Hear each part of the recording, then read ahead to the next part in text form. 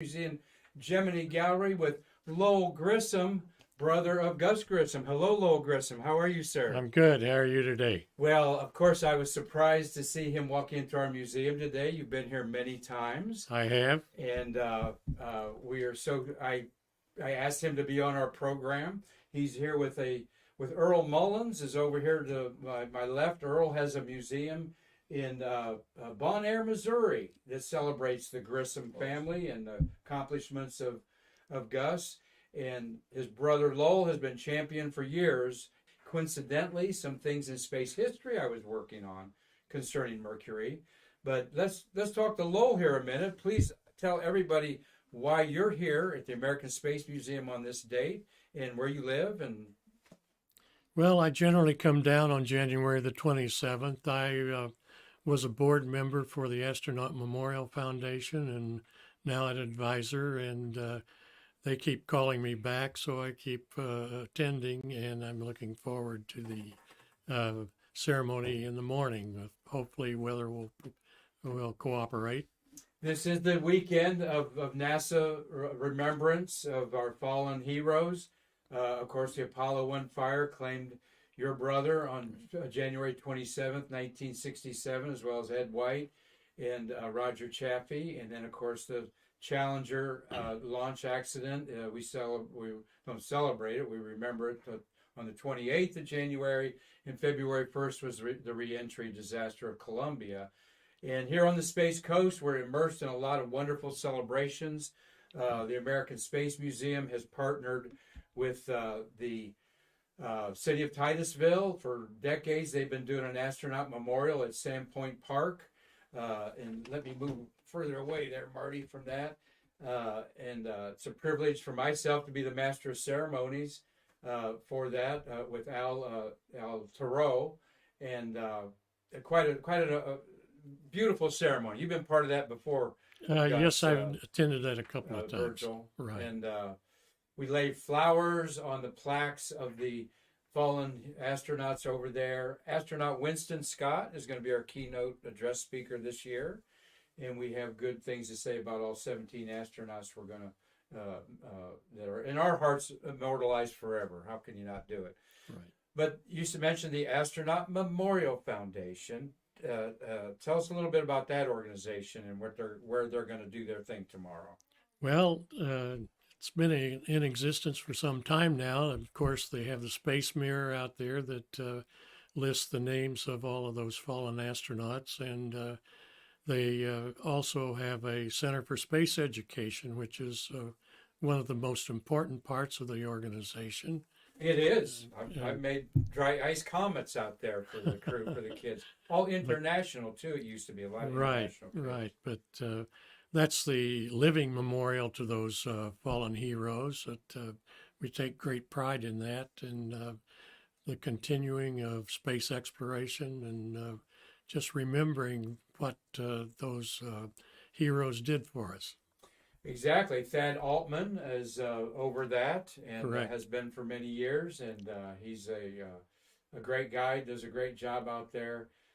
Keeping the memory alive. They have coins that will be issued. You can go to their Facebook site or their website, Astronaut Memorial Foundation. Not to be confused with the Scholarship Foundation that was founded, again, by your brother and the Mercury astronauts. Correct. And that was all about giving scholarships to kids to help them go to school. Yes, they've done a wonderful job, and Betty was very active in that after Gus passed away. Okay, his wife Betty Grissom. We're here in our Gemini Gallery. Wanted to point out here, Marty, a little bit behind me here. We actually have the flight suit that your brother wore after the Gemini Titan III flight with John Young. And they're pretty tight, weren't they, John Young and Gus? Yes, they were great friends. They actually spent the summer of 1964 in St. Louis together working on the design and manufacture of the Apollo 1 or the Gemini spacecraft. Which later become known as the Gusmobile. Right. And the last time I saw you 2 years ago, you had a Gusmobile T-shirt on. Was looking around for you last year. Folks, you know, we've interviewed a lot of astronauts and a lot of space workers, but I got to tell you, I'm very excited when I saw you in our Apollo gallery, and I called him Gus because we're wearing masks, and you can see that they do favor each other. And it's just really what you've done for your brother's legacy, I think, is really unmatched out there for any of the other siblings or partners of our fallen heroes. I know. Well, it's been a kind of a bittersweet thing. I want people to remember what he did, and but we'll always miss him. Right, absolutely. You look at him there, short in stature. Okay, the Grissom family, little on the Marty's. I don't say short. I want to say You're average. You're average. Okay, 5'6" is average. 5'7" is average on there. What do you think about when you look at that and your brother? It just brings back the fond memories that I had of Gus, and you know, he was always a charismatic individual. It was just someone you really liked to be around, and something was always happening with Gus. Okay, you zoomed in on that, Marty. There, he zoomed in on the photograph there. Something was always happening with Gus. He was your older brother by 8 years. Correct. And you told me you're 88, so and you don't look your age, and so I'm bragging about that on you there. He flew in this morning from St. Louis with Earl Mullins here. Earl, have you got a website? Can you pan over to Earl and over there, Marty? I'm going to pan over there, and we also got MarQ in the house. Hey, Tom, your brother made it. There is Mr. Earl Mullins. Earl, great to see you. You asked about a website? Yes. Space-Mo, M-O, as in Missouri.org. And you can follow us on Facebook. All right, there. The Space Museum, and we added the Grissom Center 2 years ago, our new edition. Well, we'll be checking that out. And you say we have a few things from our museum over there. We actually do, and this took place several years ago, actually, through Lee Sterrett and Charlie Mars, and we're pleased to have those. We have a launch control console from the Centaur complex, and we have one of the practice Apollo suits that we're very, very proud of. I hate to mention those because they may want them back. But we where are we going to put them? For a small museum, we're all kind of shocked that it has worked out the way it has. Matter of fact, let me stop this video. Matter of fact, the exciting thing about the development of our museum has been the fact that some of the original Mercury engineers that designed and built these spacecraft help us put the museum together. We called them the Three Amigos Plus One. Okay. The guy that painted the ceiling in our museum was 86 years old. All right. And so it's been a thrill. Those guys that I considered unreachable and icons whenever I was growing up and the space program was just beginning, now I've had the fabulous privilege of being able to rub shoulders with and actually call friends. I know it has to be something other than money because I got none. Well, Earl, we feel the same way. Behind you there is Chuck Jeffrey, our Chief Operating Officer, and he's done our auctions that have kept the doors open. Wave to our Stay Curious fans out there.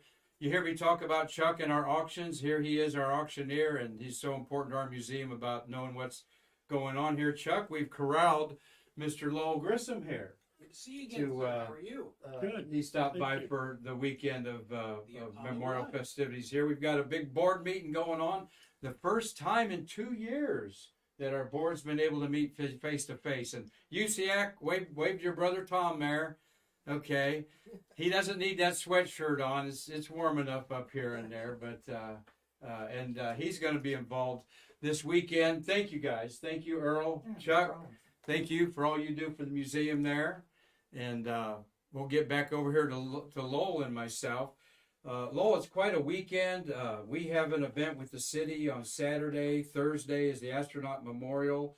And it's the same weekend that Marty's involved with the Grumman's final reunion of the Lunar Module Gang to celebrate the 50th anniversary of Apollo 13 on its 52nd anniversary because of COVID. And Marty's been really working hard on that, and it's just been Mr. Fred Hayes is supposed to be here, and Charlie Duke and Jack Lowson are for sure going. But this is a closed event. The Grumman invite people only, but it's still another thing going on the Space Coast here and this weekend. So you came at a good time. A lot of stuff going on, and Well, it's always a good time to come to Florida. yeah, get that over there for you. Yeah. Before we open it up here to our wild open show today, I asked you earlier today, you're talking about your brother, and I asked you, what do you want people to know about Gus Grissom that they really might not know? And you had a great answer. Gus was a good engineer. Everybody thinks of him as a Corvette fast Test pilot, jet jockey. yeah, and he did fly 100 combat missions in Korea. But when he came to McDonnell in 1964, he spent 12 hours on and 12 hours off working on Gemini. And he was there for 2 or 3 months, and he just did a lot of the basic groundwork in the design and manufacture of the Gemini spacecraft. And it was nicknamed the Gusmobile, and for that reason, and it kind of smacks to me of like Fred Hayes, that knew inside out of that lunar module more so than any other astronaut, and what a blessing that he did, because when he was put in the Apollo 13 situation, he knew behind just like Marty did, behind all them panels, he knew what was behind there and how it worked on there. Well, we're going to get back to you in just a little bit. I'm going to have you comment on some of the stuff that we're going to share, because I had a whole Stay Curious show racked up for us on space history today, and on one birthday. And then this gentleman walks in, and I'm telling you, I get very excited about that. But here's our astronaut memorial. We'll be putting an apple on Krista McCullough's plaque over there. That's what the plaques look like. It's 11 o'clock. We will have it live on all of our Facebook, YouTube, Twitch, Spotify. Trekkie Techie Jessica has helped us today move our show into a gallery room for the first time with our new equipment. And she'll be there to help us do the show Saturday. So we'll be taking you with us. You can watch it on YouTube, Lowell, from St. Louis when you get back there. That'd be great. But I also wanted to mention tomorrow's guest is going to be Jonathan Ward. Of course, Jonathan here with Eileen Collins in her book, Breaking the Glass Ceiling. Okay. He will talk about his experience with writing that book. He wrote the book with Mike Leinbach, Bringing Columbia Home. And Jonathan, who's been a great friend of the museum. Hey, Jonathan, we can't wait to see you tomorrow. He is a resident astronomer, Lowell, on Viking cruise ships. Wow. Now, that sounds like a neat job. What kind of cushy job is that, Yeah. right? And every astronomy geek like me would love to have that job. But he's got it, and he does a great job, well-deserved. He just did his first little cruise. This is at his console there. Of doing astronomy talks and then stargazes at night, and I'm telling you, while you're seeing the Riviera and all these neat points around there. Have you done much traveling like that, Lowell? After working at McDonnell, I had a company called Professional Event Planners, and I did meetings and incentive programs all over the Caribbean, Mexico, Hawaii, and okay. So you did so get I've done a taste fair of it. amount of traveling. Yeah, we were talking about that. He had a healthy career at McDonnell Douglas. Tell us what you did there. I was director of sales and marketing administration in the automation company. The aircraft company and the astronautics company made all the money, and my automation company spent it. So, okay, gotcha. Yeah, we were talking about the public relations angle of that. A lot of trade show designs were coming on board there. People found it more important to be face-to-face in that environment, right? Right. Most of what I did was incentive travel meetings with rewards for salespeople that were outstanding, and we. Pretty cool. Yeah. Well, McDonnell, a very important part of America's space age. Many of you forget that centered in St. Louis, in the middle of our country. They got a big piece of the pie over there. A lot of pride in that still in in building the Mercury and Gemini, is there, Lowell, in the community there? Oh, absolutely. And I have so many of the McDonnell engineers come to me and tell me that if McDonnell had built Apollo, that Gus would still be around. Oh, okay. Well, that we all say a lot of things like that with all of our fallen heroes. There's always a looking back type of thing. But your brother definitely looked forward and was one of the, to us space geeks, one of the most highly motivated individuals to go to the moon. Do you think he would have been the first man on the moon? Did he ever share that with you, that was his ambition? Well, I think after the problems with Mercury and the hatch, and then going on to Gemini and being even with the problems of Mercury, he was selected as the command pilot for the very first Gemini, which I think put him in line for Apollo and for possibly being the first man on the moon. Yeah, well, your nephew Scott, his son told me that Deke Slayton has written in a book, and there's other evidence that they favored him to go, that he was going to choose the team to go. But those of you that don't know the history on his Mercury flight, suborbital flight, over by the Bahamas when he landed, he went up suborbital like Michael Strahan did. Did your family ever joke, anything said in your family about the suborbital flight, Michael Strahan, the football player, and Bezos doing it and all that stuff? No, not really. Well, he did orbit the Earth then, in Gemini. But because we consider an astronaut, Lowell, those that orbited the Earth. Suborbital is a space flight, okay. But anyway, when he landed, accidentally his hatch blew open and the Mercury capsule sank, and it got recovered. And where is that Mercury capsule now? I think it's back at the Kansas Cosmosphere. Yeah. And there was a recent study done by George Leopold and another individual. George wrote the book of Gus Grissom, the supersonic calculated risk, the supersonic life and times of Gus Grissom. And in this study, they enhanced the photos from that Mercury craft sinking, and they determined that it was actually caused by the electrostatic charges from the helicopter. Electrostatic charges from the helicopter could have triggered the detonating mechanism to blast that door off. Right. That would be interesting. I believe that. I know he didn't push it or anything. The biggest evidence was other astronauts tried it and it bruised your hand or something. There was a mechanism that would put a bruise on your hand. But part of space history, and the Cosmosphere is an awesome place on your bucket list. I have seen Liberty Bell there, and what I thought was cool was the Liberty dimes that they all took with them to hand out to like you.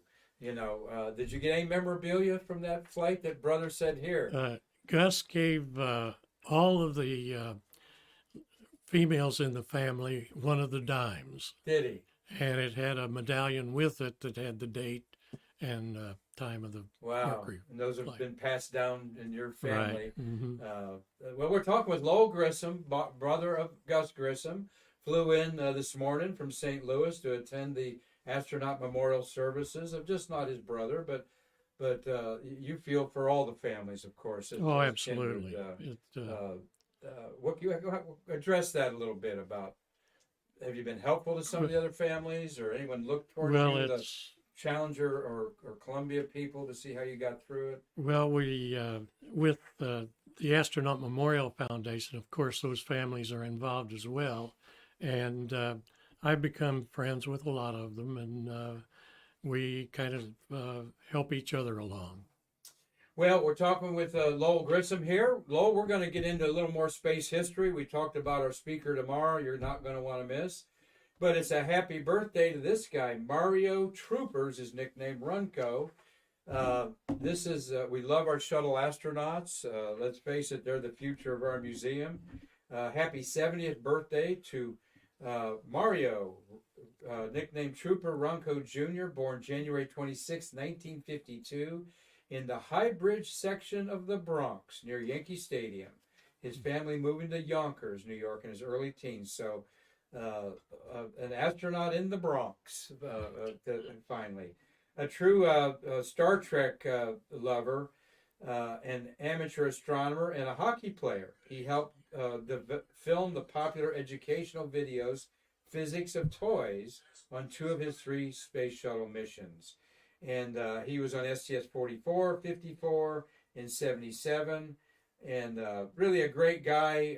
He attends a lot of astronaut events and so forth. So happy. I've got another picture of him here. There he is at Space Fest this year, letting his hair grow long. He must have some Native American heritage in him. It looks there. There he is with a mustache. What we love, Lowell, seeing our astronauts do best, ignite the future generation. Absolutely, and that's why we have these museums. Thank you. Thank you. And there's a couple kids we'll never forget meeting an astronaut. Well, on this date, and Lowell, we love our space history. We love talking about our Mercury and Gemini program. As even myself in my late 60s, the memory gets foggy and you wonder who's going to remember this stuff, you know. But on this date in 1959, January 26, NASA completed negotiations with McDonnell for the Mercury spacecraft. The negotiations were $277 million to build 10 spacecraft, and they were going to deliver the first 3 would be delivered in 10 months. Okay, and they ended up delivering the first 3 in 12 months. Now, we did a little math here with Earl in the room here, talking about what that costs today. $277 million today is $1.6 billion. So it was almost a $2 billion contract that McDonnell had in today's money. Huge money to build these very cramped spacecraft. And I pulled this up to show you all that there's a lot more to it than you see. You've got things on there like the horizon scanners at the nose, the pitch engines. What a lot of you don't know is between their legs, did your brother ever tell you this, was a periscope that was between his legs. And that's what they were going to look between to look at the Earth below.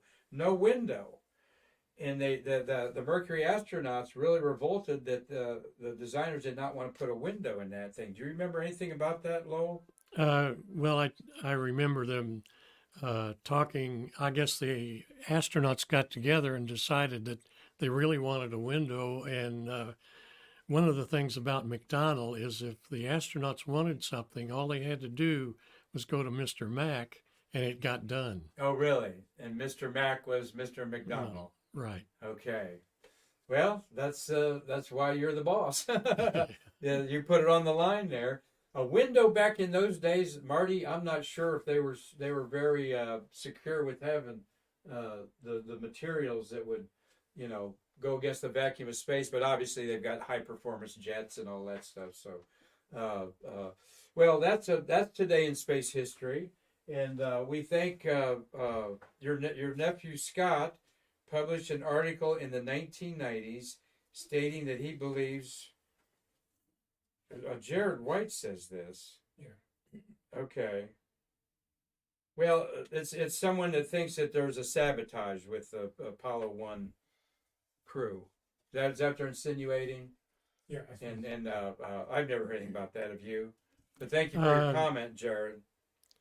Yes, I've heard it before, but it seems to me to make more sense that there were so many things wrong with that spacecraft that I don't think they needed sabotage. Right. Yeah. Well, there you go. And what we know went wrong was we heard it from Gary Johnson, a Johnson Space Center lessons learned gentleman that's in his 80s, that he was there. He looked in the capsule right hours after the fire, and he said that the wires did not have channels covering them, Marty. It had sheathing over it, and it was pushed back. Yeah, they had a metal sheeting, like a metal. or one metal, Yeah. but It's probably Teflon. probably Teflon, Marty said. But they had some of the wires covered up, and that this one section was uncovered. And your brother probably stood up or put his foot back there and Mhm. rubbed the wires. And the rest is, we don't get into the conspiracy theories. I'll tell you, when people say we didn't go to the moon, I want the money. You talk about reparations. If we didn't go to the moon, how did 500,000 people get paid good salaries? You want the silver for the batteries is what you want. No, I want the silver for the batteries. Silver Yeah, batteries, yeah. yeah. There's a lot of expensive. How expensive was that? In 1960 dollars was $6,000 worth of silver in the 6 batteries on the lunar In the lander. 1960s, Marty said the 6 batteries on the lunar descent and ascent stages had $6,000 worth of silver in So it. it was 4 batteries on the descent stage. So 4 on the descent, Yeah. and Wow. 2 on the ascent. Yeah, So the descent's still there. So yeah. Descent's still 6,000 there. times 4, Oh yeah, there's a lot of. So there's 6. There's 4 descent batteries. $44,000. $24,000 in 1960s money back then, and silver's gone up. Uh-oh, you're going to have somebody, well, I hope they do, create their own spaceship, go to the moon, land, and bring some of that back. But what do you, so we're talking here with Lowell Grissom. I want to get a little more there, show you how cramped inside that is, okay, which I can't believe it either, Lowell, that why couldn't they just make it a little bigger? I mean, come on, I mean, it's not like the 50s space movies where everybody's walking across a spaceship to get a drink. Yeah. I mean, you're thinking, couldn't you just made it like a foot bigger on each side, Weight. Every ounce. The weight. Weight. Yeah, Every every ounce ounce and the counted. weight of those boosters. So I want to emphasize how small it was. And here are our Mercury 7. Let's see, your brother's there. Of course, he's the shortest of all of the Mercury 7 astronauts, which is a great advantage in space. On this date, I'm showing this because on this date in history, in 1963, on January 26th, which is such a coincidence that you showed up today because I had this program lined up. New assignments for 7 original Mercury astronauts were given today. And this is now transitioning into the last 2 Mercury flights yet to fly in January 63. So Cooper and Shepard were responsible for the remaining pilot phases of the Mercury project. Sherrod had already flown, so just Cooper hadn't flown. John Glenn would concentrate on Project Apollo, which he wasn't going to fly again.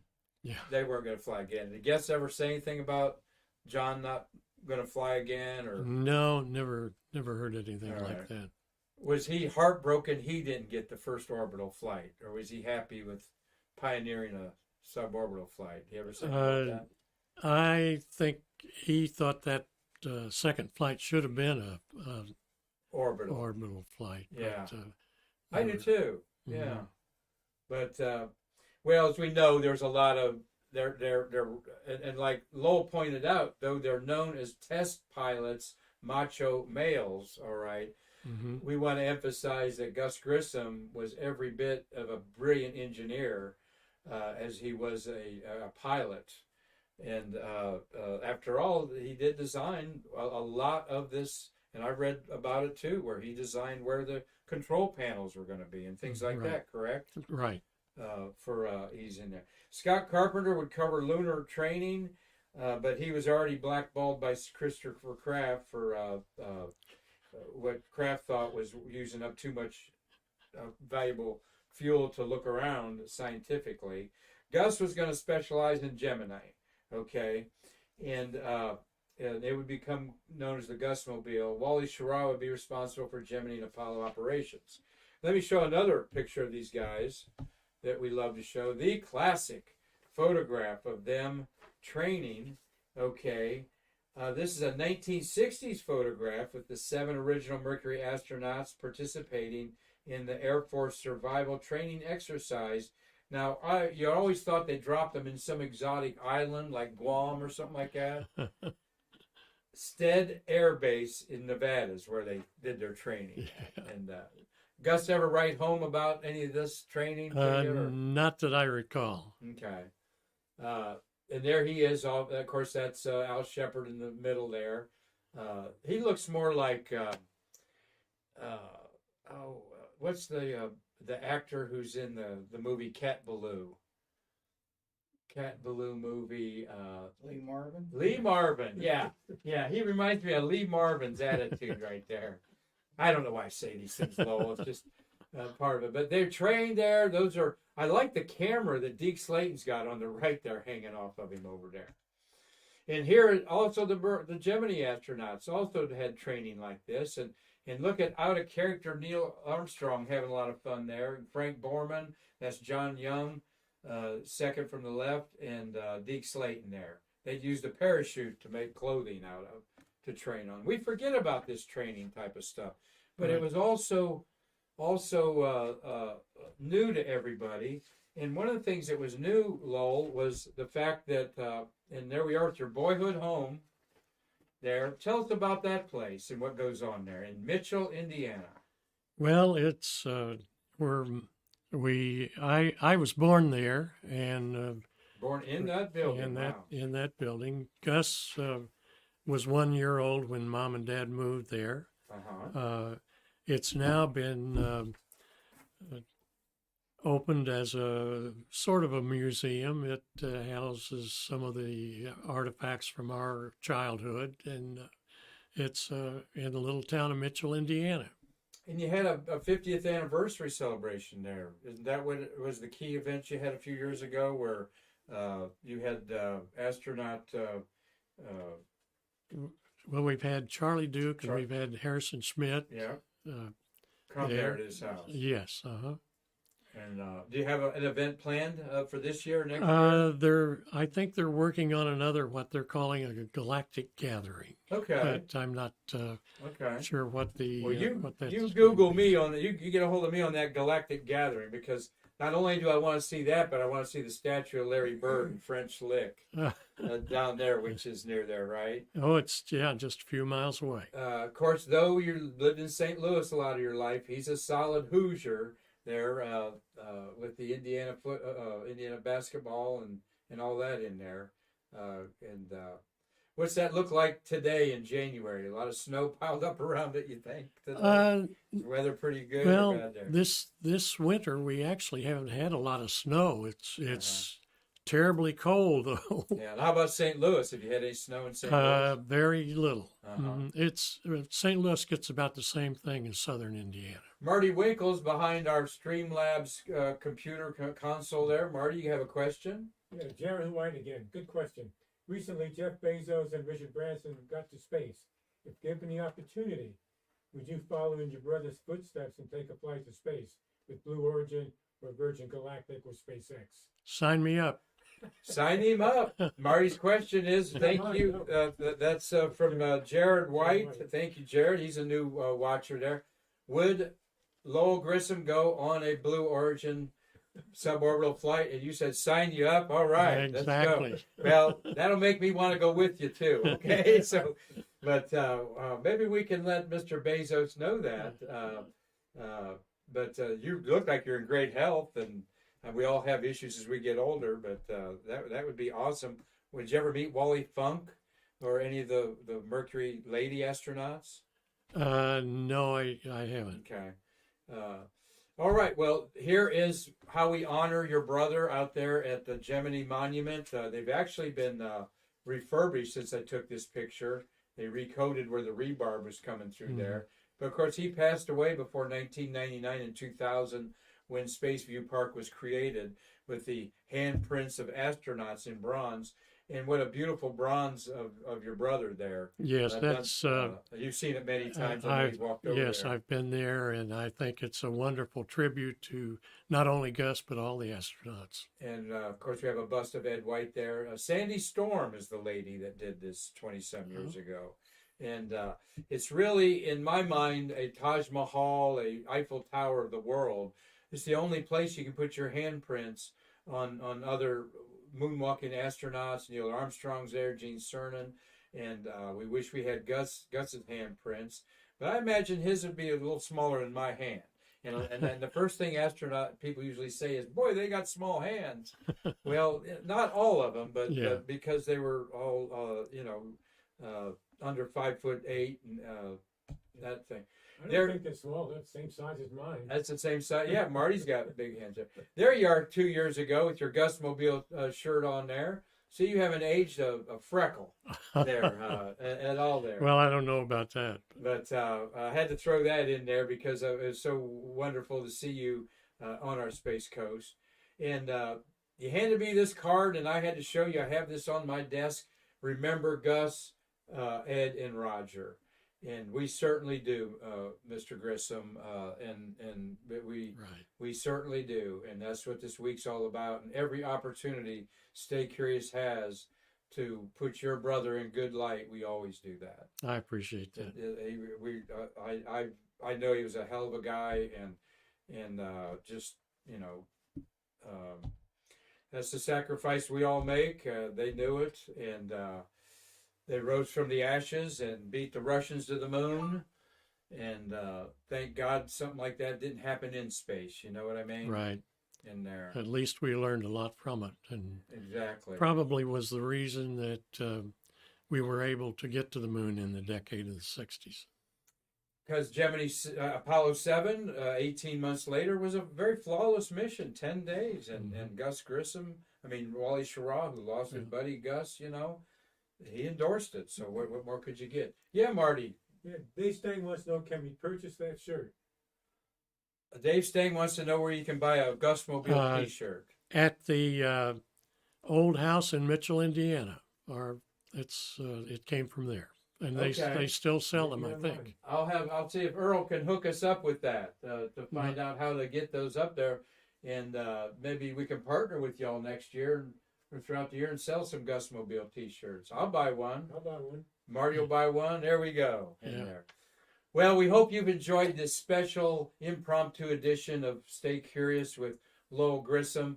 Marty and I were planning to take it in this room anyway today because of our board is meeting here, our board of directors. I've got some of the people watching today. Hey, Carlton Bale. He's here in Cocoa. We want Carlton on the show. His buddy Mark Usiak was just here. Hope you've got a hot meal for that tired traveler out there that just drove from Lancaster, Pennsylvania. Humberto Villada Lopez, hello to you. Space Resources is watching. Dave Stang, thank you. He's up in Michigan, freezing. Laura Mendez, Beverly Rother. Hi, Beverly. She's a local space geek and supports us all the time. Pam Shivak. Hazel. Hi, Hazel. Hazel Banks worked as a secretary for your brother. Really? Hazel Seacack, she was in the flight crew training building that had the simulators over there. And she was one of the Apollo secretaries and a great support of our museum. Very good. And Tom Utsiak got to see his little brother and know that he's safe and sound down here. So we appreciate everybody tuning in on Stay Curious on Facebook, YouTube, Twitch, Spotify. And we hope that you like, share, follow, and subscribe. And tell your friends that we had a great conversation with Lowell Grissom, brother of, to honor his brother's memory here today, the day before the tragedy happened. You'll be around here till tomorrow. Right. God bless you, sir. Thank you for coming on here. Thanks for having me. You're very welcome, Lowell Grissom. And we'll be back tomorrow with a great show with Jonathan Ward talking about the books he's wrote about Eileen Collins and the Columbia disaster with Mike Lineback. Marty, we ready to do another show tomorrow? Well, we hope you all plan a vacation here so you can see this room for yourself. Until then, please stay curious and come back tomorrow to bridge the space between us.